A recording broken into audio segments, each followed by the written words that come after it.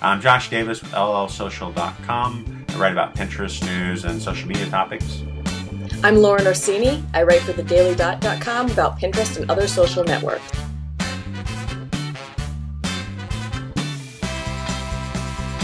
So it was a little bit slower week this week for Pinterest news, but something that affects everybody, or most people I should say, is that Pinterest is sending a new email out to people that's sort of a summary and highlights different elements.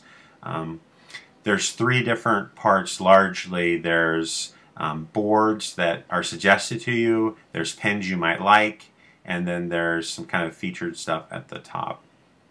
You want to talk about any of those sections that jumped out at you? Sure. Yeah, I wouldn't have even known that this was happening unless I had seen your snippet link about it, where you posted that they were doing this. Because I'm not actually signed up for any notifications from Pinterest, so it could have missed me entirely. So I just went into my settings and turned email on, and luckily I've only missed one because I emailed press@pinterest.com and found out that this is only the second week. So if you haven't signed up yet, there's still a lot of time. Now, what really stuck out to me was that I couldn't make any rhyme or reason of why it was recommending these particular boards to me in the second part. They're different from yours, but they don't seem to follow the topics I follow. We figured out that and it was pretty obvious, and other people, just when you get the email, you'll see it, but pins you might like are from people you follow. We've established that, so that's personalized to you. The boards, while none of our boards were the same between the two of us, they didn't seem to really reflect who we follow. But I'm not sure, because in At Free I follow a lot of interests that aren't people who don't have the exact same interests I do, so it's possible that maybe they're following these boards and that's why they're recommended. And you thought yours might be even a little more off than that they weren't as personalized as they could be? Yeah, but I mean, the theory here is that, well, last week we were talking about how Pinterest is for stuff and topics and Facebook's for people. I mean, it's not a faux pas on Pinterest if you just want to follow one of a person's 10 boards because it's the only one that interests you.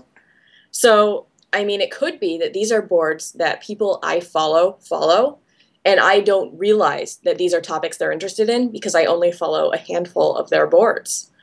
So it's like, it's really integrating my social network into Pinterest when previously, like, I self-curate it to be about topics. I think a lot of people do that. So it might be kind of 2 degrees of separation. It might be a little bit of a reach, but they do seem to be highlighting very popular boards.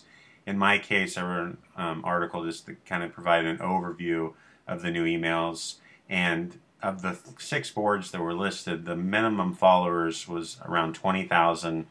A couple had a couple 100,000 followers, and then there was a couple boards that had over 2 million followers. So they were focusing on boards that were very popular. Do you think that this email is going to be effective? I mean, the idea is that it's a summary, but a lot of people are already pretty engaged with Pinterest. Do you think this might help bring people back who had just sort of tried Pinterest out but left? Yeah, I think in our circle, there's a lot of people that are super engaged with Pinterest. But I also know that when Pinterest got really big and really hyped in January, a lot of people joined just to figure out what it was. And now reports are showing that those people are kind of declining. Right. This might encourage them to come back. I think you said you've seen other social networks doing something very similar. Yeah, Twitter has rolled out like a weekly digest they're sending out to people.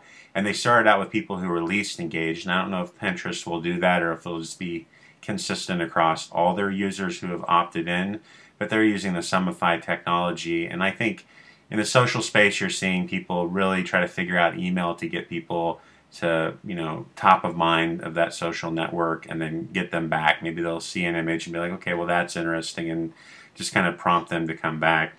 And I will say with this email, aside from one link, which I point out, all of the pins and the images and stuff, when you click on them, they actually go to the page they're supposed to. So if you see a user and you click on that user, it goes to that user, or if you click on an image. So I like how they've integrated that. I know that isn't always easy. I'm sure they have a template for it, but I think they implemented that fairly effectively so you can really go to the exact thing you're interested in.